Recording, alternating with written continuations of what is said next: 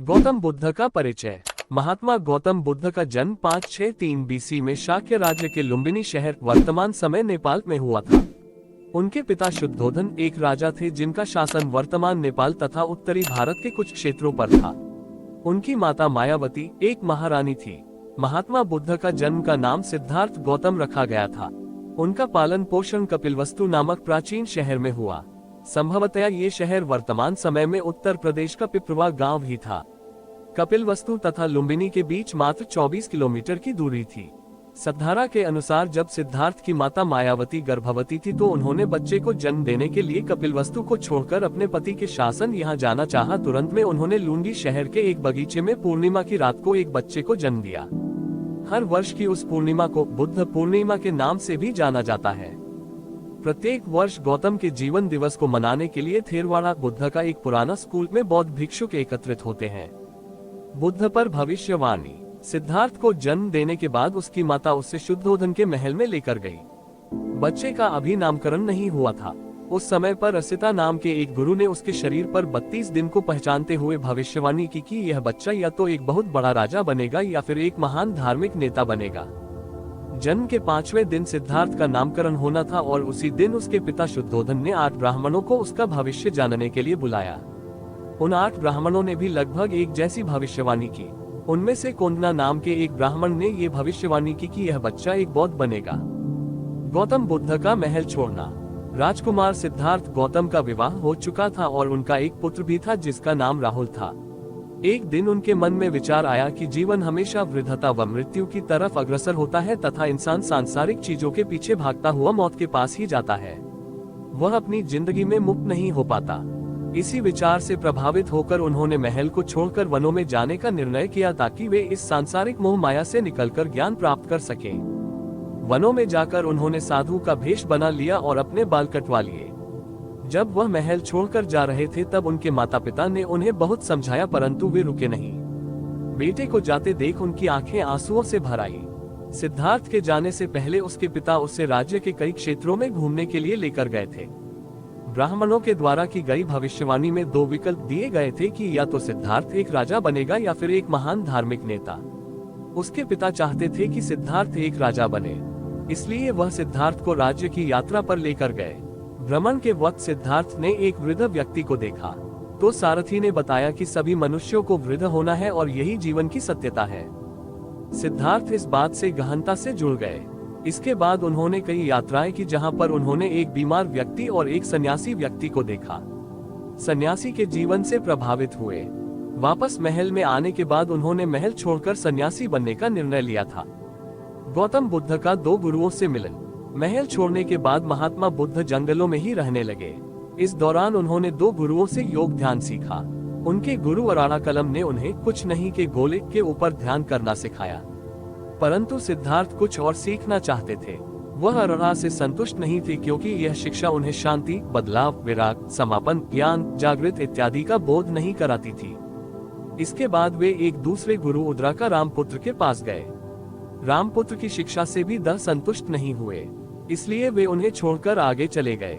अब उन्होंने जंगल में ही ध्यान लगाना शुरू किया और कई सप्ताहों तथा महीनों तक ध्यान में बैठे रहते। कोई भी अन्न पानी ग्रहण नहीं करते। उन्होंने अपना खानपान एकदम कम कर दिया जिससे उनके गौतम बुद्ध शरीर की हड्डियां त्वचा में से दिखाई पड़ने लग गई थी। बोधि वृक्ष से प्राप्त हुआ ज्ञान।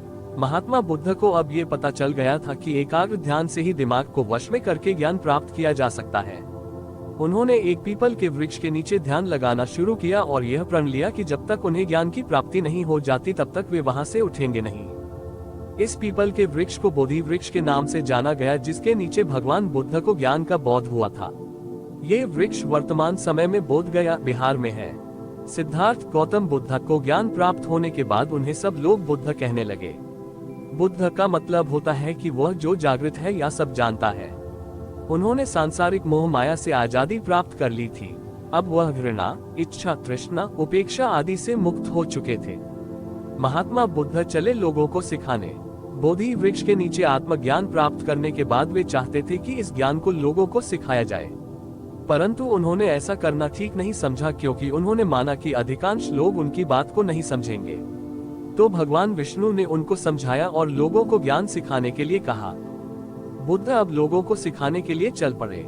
उन्होंने सबसे पहले अपने 2 गुरुओं को ज्ञान सिखाना चाहा, परंतु जब वहां पहुंचे तो उन्हें पता चला कि उन दोनों की ही मृत्यु हो चुकी थी। इसके बाद उन्होंने कई साथियों को भी सिखाना चाहा, परंतु उन्होंने इन बातों को मुख्यतया अस्वीकृत कर दिया। सारनाथ के एक बगीचे में 5 महात्मा सन्यासियों से मिले और उन्हें अपने विश्वासों के बारे में बताया। इन 5 सन्यासियों ने उनकी बातों को माना। ये बुद्ध का पहला उपदेश था, जिसे बनारस का उपदेश भी कहते हैं। इस उपदेश के बाद कौंडिन्य नाम का व्यक्ति पहला बौद्ध भिक्षु बना था और यहीं से महात्मा ने बौद्ध संघ की शुरुआत की थी। बौद्ध संघ का विस्तार, याशा नाम का एक अध्यापक भी बौद्ध संघ से जुड़ गया। उसने अपने परिवार व मित्रों को भी बौद्ध भिक्षुक बनने के लिए कहा। ऐसे करते करते वर्षा ऋतु के अंत तक इस संघ में 60 से ज्यादा भिक्षुक जुड़ चुके थे। बौद्ध भिक्षुओं ने अब लोगों को ध्यान व सांसारिक ज्ञान देना शुरू कर दिया, जिससे बहुत सारे लोग इस संघ से जुड़ते जा रहे थे। बुद्ध, गौतम बुद्ध के पिता, पुत्र तथा परिवार के लोग भी इस संघ से जुड़ गए थे। सिद्धार्थ के चचेरे भाई आनंद, बहन अनुराधा तथा नाय उपाली ने भी अपने आप को बौद्ध भिक्षुक बना लिया था। अनाथापिंडिका नाम के एक अमीर व्यापारी ने बौद्ध संघ के शुरुआती समय में भिक्षुकों को सोने के सिक्के दान किए थे। इस बौद्ध संघ में महिलाएं भी जुड़ने लगी।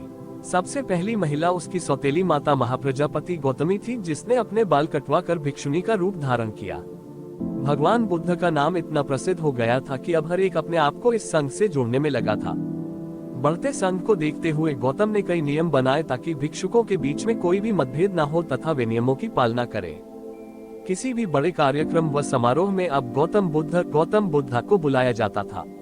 उन्होंने संसार के भिन्न भिन्न क्षेत्रों में जाकर लोगों को ज्ञान दिया तथा उन्हें बताया कि सांसारिक तृष्णा का त्याग करना चाहिए। गौतम बुद्ध को मारने की साजिश। भगवान गौतम बुद्ध वृद्ध हो चुके थे। उनकी पीठ में दर्द होने लग गया था तथा पढ़ाना उनके लिए थोड़ा सा मुश्किल हो गया था, पर उन्होंने अपनी वृद्धावस्था में भी पढ़ना जारी रखा। गौतम का एक चचेरा भाई देवदत्त था, जो कि एक बौद्ध भिक्षुक था, परंतु वह गौतम को मारकर बौद्ध संघ पर नियंत्रण लेना चाहता था।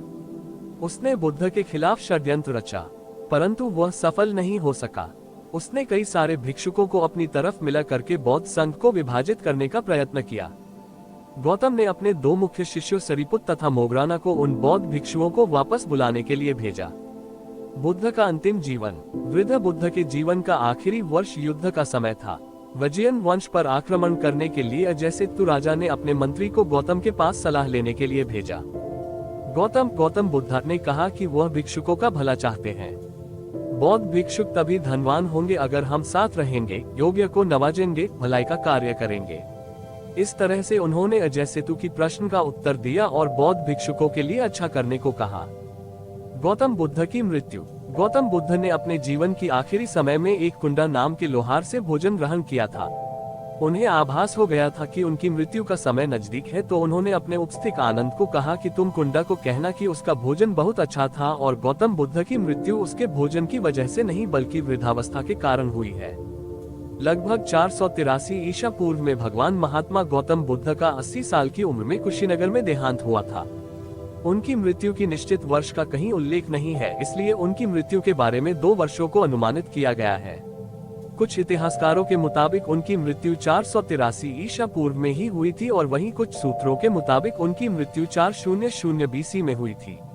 उनके अंतिम संस्कार पर दूरदराज के भिक्षुक व बड़े बड़े लोग आए थे तथा फूलों की वर्षा व गाजे बाजे के साथ भगवान गौतम बुद्ध का अंतिम संस्कार किया गया। अन्य